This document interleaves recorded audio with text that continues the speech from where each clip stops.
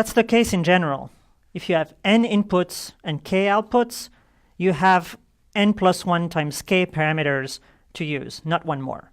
The thing is, you might want to use many, many more parameters in practice. Also, it's linear.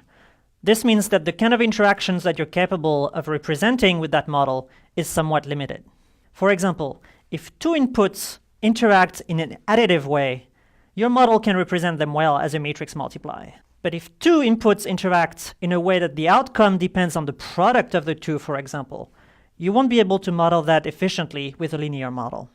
Linear operations are really nice, though. Big matrix multiplies are exactly what GPUs were designed for. They're relatively cheap and very, very fast. Numerically, linear operations are very stable. You can show mathematically that small changes in the input can never yield big changes in the output. The derivatives are very nice too.